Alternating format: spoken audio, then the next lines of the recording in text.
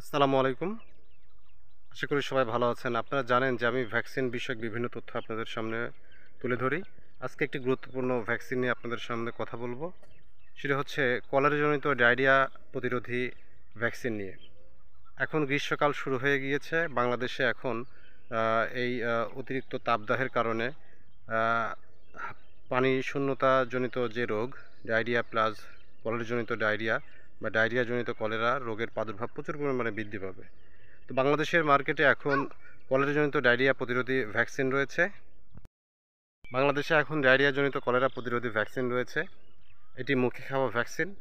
১ বছর বয়সী বাচ্চাদের থেকে শুরু করে সকলের জন্য এই মুখে খাওয়া টিকাটি। এই টিকাটি খেলে বা মুখে খেলে বা টিকার ডোজটি কমপ্লিট করলে কি হবে? এই টিকার ডোজ কমপ্লিট করলে ডায়রিয়াজনিত কলেরা রোগ থেকে সম্পূর্ণ নিরাপদ থাকা যায় এবং এটি ১ বছর বয়স থেকে শুরু করে সকল বয়সের বাচ্চাদের জন্য। তাহলে আমরা জানবো কীভাবে ডোজটা সম্পূর্ণ করবেন।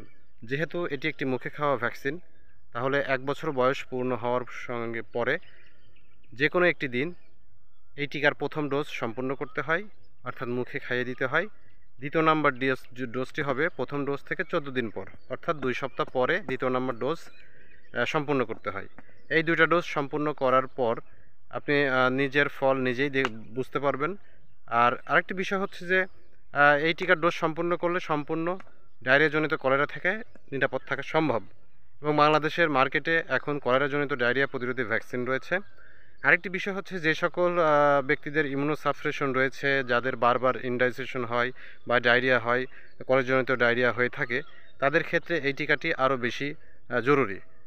দেখা যাচ্ছে যে একটি জিনিস আপনাদের কমন একটি জিনিস আমি আপনাদেরকে বলি যে ডায়রিয়া হলেও কলেরা স্যালাইন ইউজ করতে হয় এবং এই ট্রিটমেন্ট প্রোটোকলে কলেরা স্যালাইন ইউজ করে এবং কলেরা হলেও এই ট্রিটমেন্ট প্রোটোকলে কলেরা স্যালাইন ইউজ করা হয়। অর্থাৎ দেখা যাচ্ছে যে ডায়রিয়া এবং কলেরা দুইটাই কিন্তু ইন্টার রিলেটেড। এজন্য আমরা যদি সিভিয়ার ডায়রিয়া অর্থাৎ ডায়রিয়াজনিত কলেরাকে প্রতিরোধ করতে পারি, তাহলে আমাদের দেশে প্রচুর পরিমাণে প্রতি বছর ডায়রিয়াজনিত কলেরা আক্রান্ত হয়ে অনেক মানুষ মারা যায়।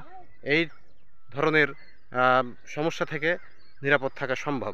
তাই আসুন অবহেলা না করে এখনই সময় ডায়রিয়াজনিত কলেরা প্রতিরোধী ভ্যাকসিনের ডোজ সম্পন্ন করার। আপনারা আপনাদের জায়গা থেকে সচেতন হবেন এবং ডায়রিয়াজনিত কলেরা প্রতিরোধী ভ্যাকসিন ডোজ সম্পন্ন করবেন। এবং তথ্যগুলো যদি আপনাদের ভালো লাগে অবশ্যই আমাদের চ্যানেলটা সাবস্ক্রাইব করবেন এবং ইনফরমেশনগুলো সবার মাঝে শেয়ার করবেন, যাতে সকলের পার্সোনালি উপকৃত হয়। তো ধন্যবাদ। আজ এই পর্যন্তই। আল্লাহ হাফেজ।